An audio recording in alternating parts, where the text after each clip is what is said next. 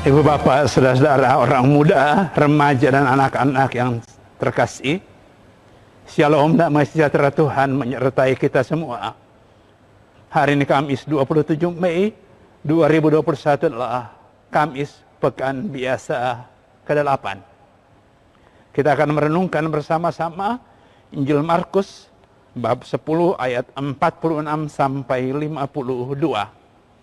Mari kita membuka renungan ini dengan tanda salib dalam nama Bapa dan Putra dan Roh Kudus. Amin. Kita siapkan pikiran dan hati kita untuk mendengarkan dan merenungkan firman Tuhan. Dari Injil Markus bab 10 ayat 46 sampai 52. Pada suatu hari Yesus dan murid-muridnya tiba di Yeriko.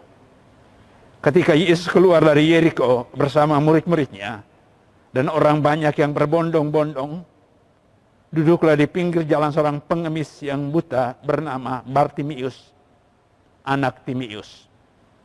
Ketika didengarnya bahwa Yesus lewat, yang lewat itu Yesus dari Nazaret, mulailah ia berseru, "Yesus anak Daud, kasihanilah aku."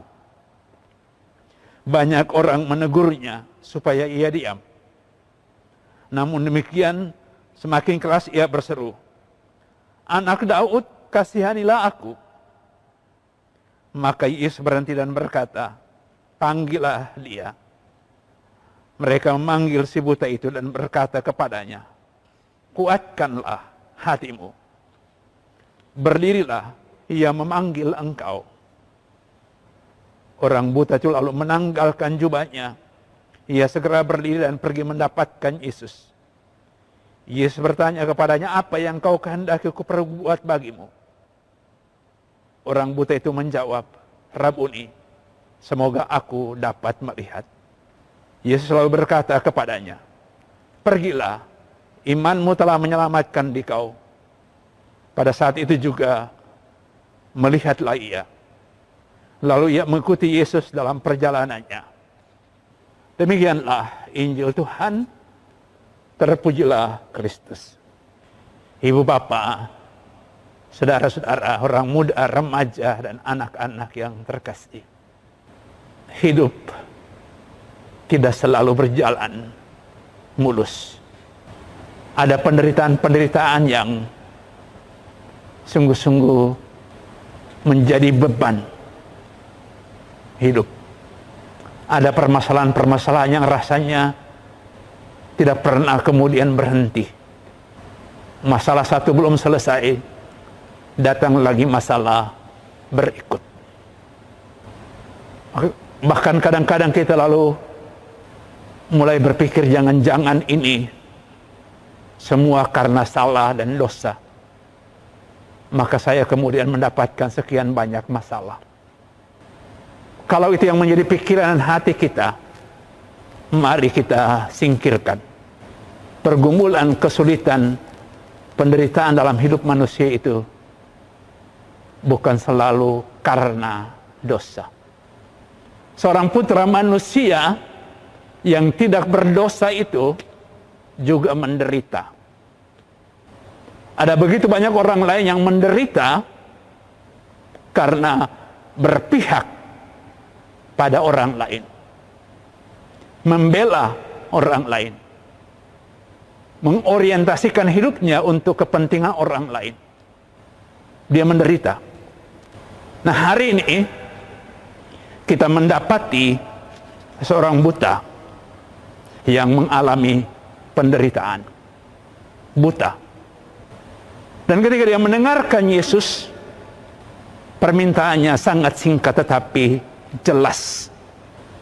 "Anak Daud, kasihanilah aku." Ia menyerahkan persoalan hidupnya, kebutaannya itu kepada Tuhan Yesus atas cara yang sederhana. "Kasihanilah aku. Tolong angkat penderitaan ini, kebutaan ini daripadaku." Singkat, jelas. Tapi itulah imannya. Iman yang membebaskan dia. Iman yang memungkinkan Yesus melakukan sesuatu untuk membebaskan dia. Iman yang menghalau keraguan-raguan. Iman yang tidak memberikan tempat kepada keraguan-raguan.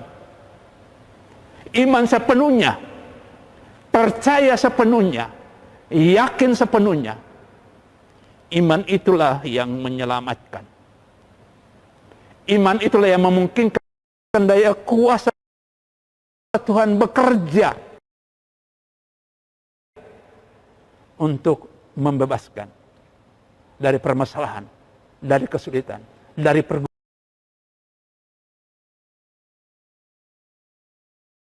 pergumulan. Sudah banyak orang memberikan kesaksian tentang itu. Ketika mereka terus mengandalkan kemampuannya dan berpikir tentang cara-cara yang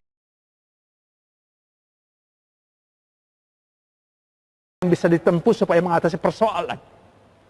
Sering mereka sampai pada satu sikap ingin menyerah. Karena terlalu mengandalkan kemampuan sendiri. Padahal permasalahan itu jauh lebih besar. Banyak. Adalah malapetaka ketika kita mengandalkan kemampuan sendiri. Berserah kepada Tuhan dengan doa sederhana. Tuhan, saya capek menghadapi permasalahan ini. Tuhan, bantu saya untuk keluar dari masalah ini. Tuhan, bebaskanlah saya. Dan biar Tuhan bekerja atas caranya. Tapi yang terpenting adalah kita menyerahkan semuanya dalam iman bahwa Dia pasti menunjukkan sesuatu kepada kita. Iman yang membuat kita terus berkarya. Iman yang membuat kita tidak memfokuskan perhatian pada masalah-masalah, tapi pada kebesaran Tuhan yang mampu membebaskan kita. Iman seperti itu yang perlu kita tumbuhkan. Tanpa ragu-ragu. Tanpa ketakutan. Tanpa kekhawatiran.